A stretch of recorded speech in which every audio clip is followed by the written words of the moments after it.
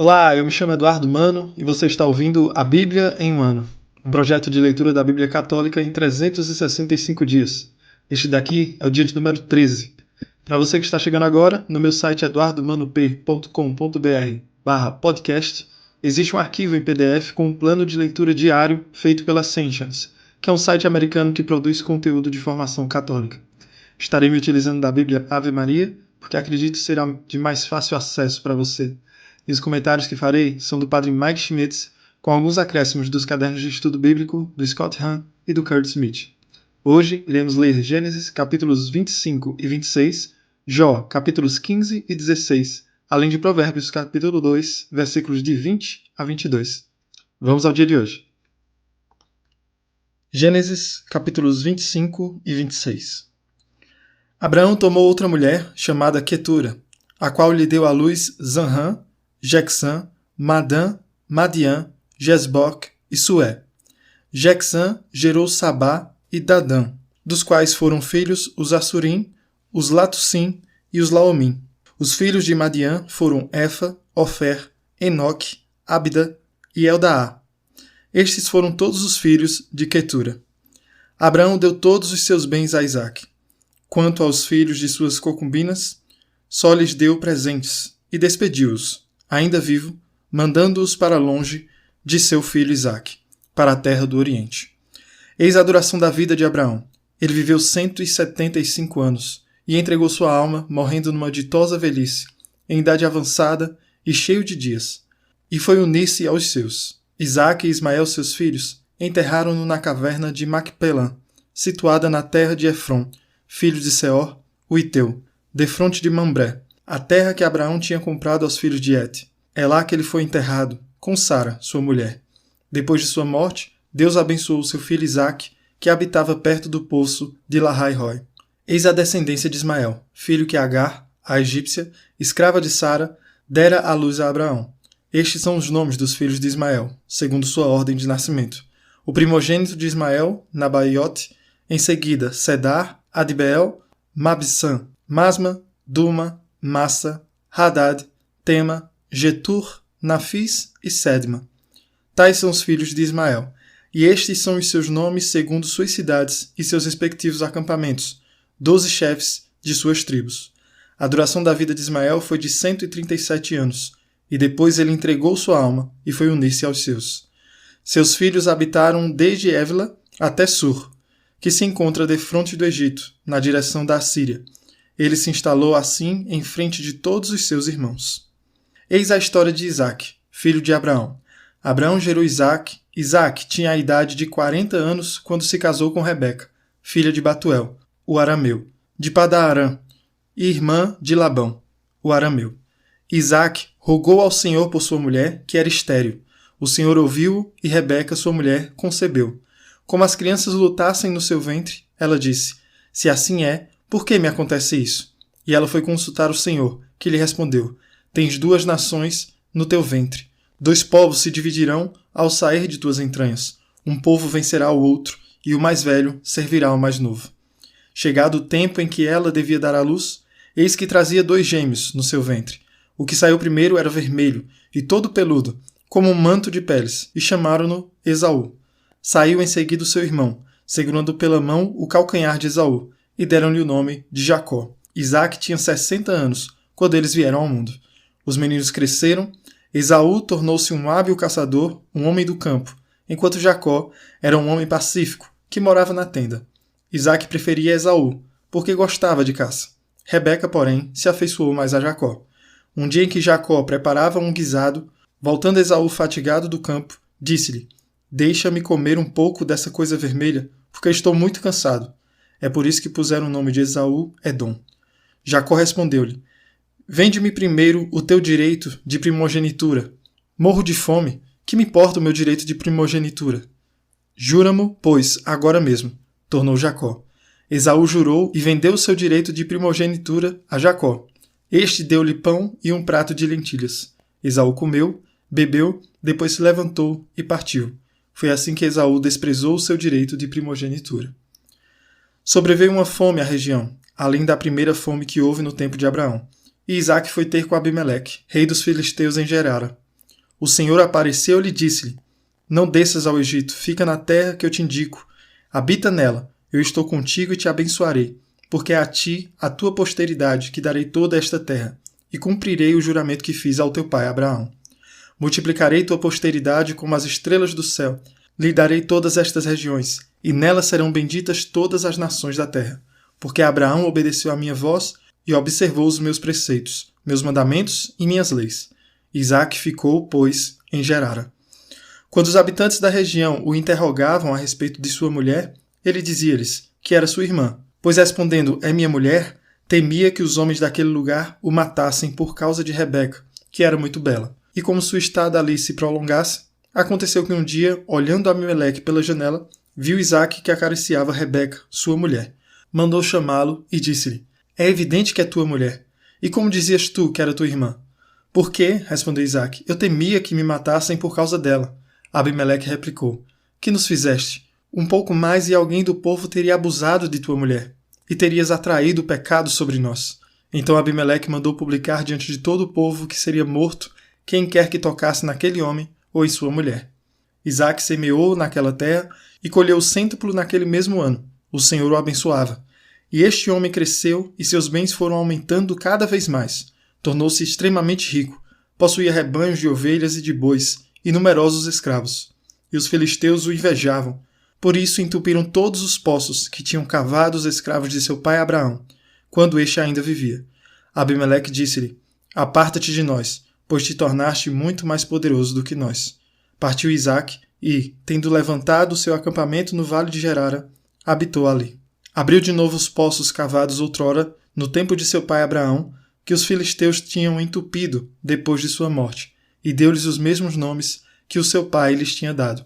Seus servos cavaram outro poço no vale, e encontraram ali uma fonte de água viva.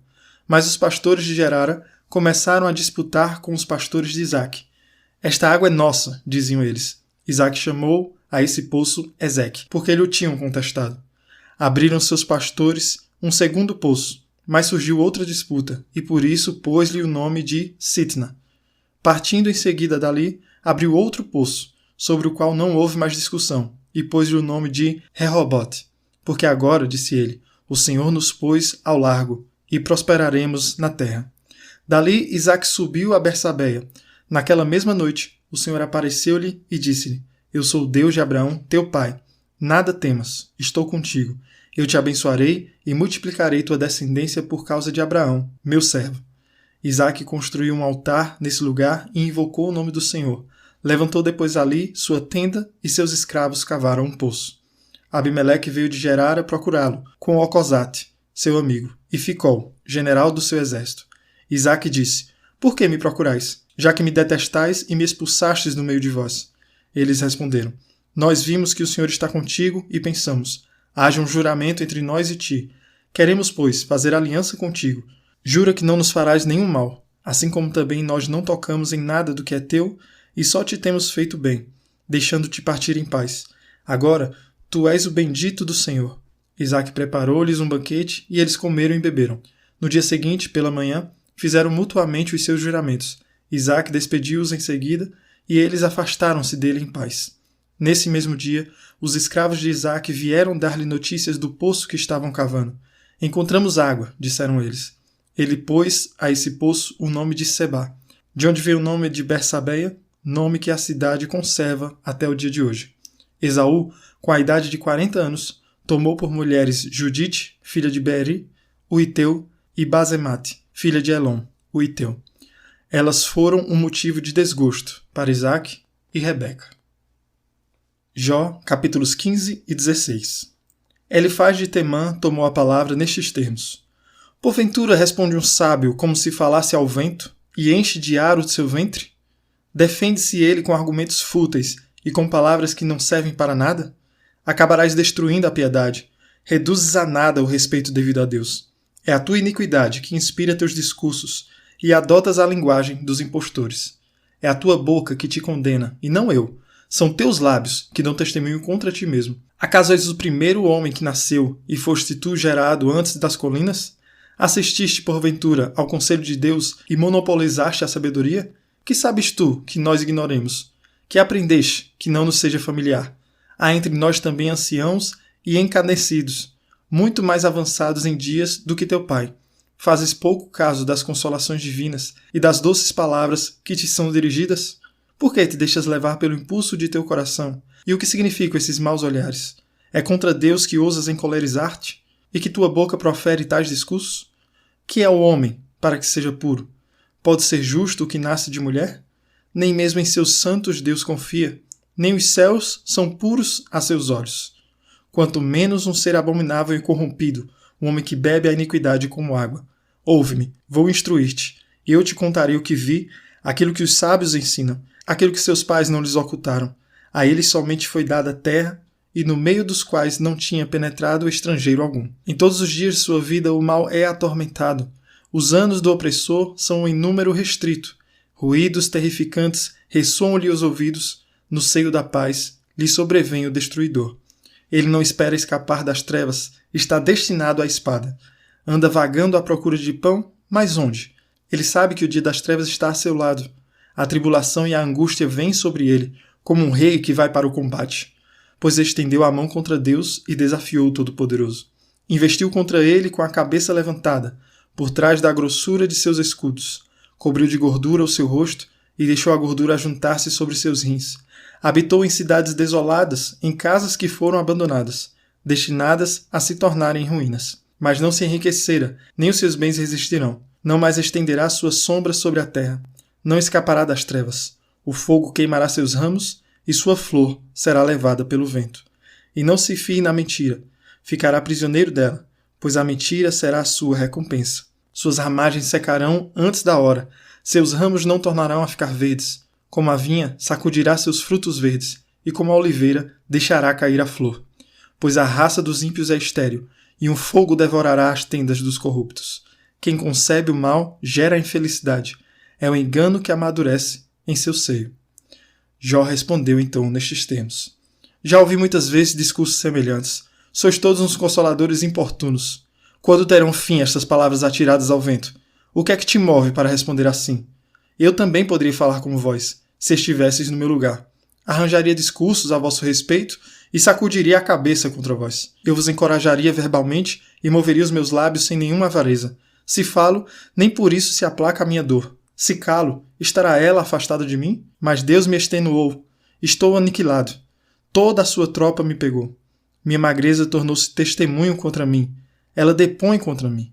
Sua cólera me fere e me persegue. Ele range os dentes contra mim. Meus inimigos aguçam os olhos sobre mim.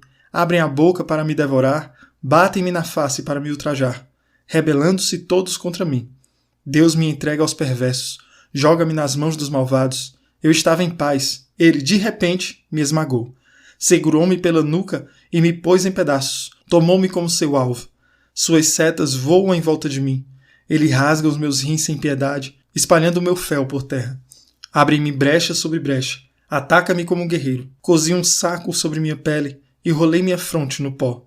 Meu rosto está vermelho de tanto chorar, e a sombra da morte estende-se sobre minhas pálpebras.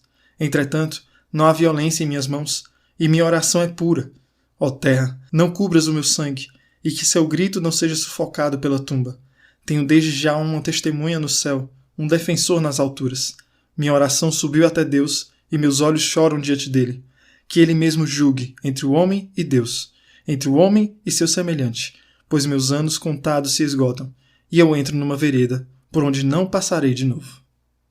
Provérbios capítulo 2, versículos 20 a 22. Assim tu caminharás pela estrada dos bons e seguirás as pegadas dos justos, porque os homens retos habitarão a terra, e os homens íntegros nela permanecerão, enquanto os maus serão arrancados da terra, e os pérfidos dela serão exterminados. Muito bem, hoje ouvimos uma história muito parecida, né, entre Isaac e Abraão, onde antes já havíamos ouvido Abraão apresentando a Abimeleque Sara como sua irmã, e Isaac hoje apresenta a Abimeleque Rebeca como sua irmã, pelos mesmos motivos.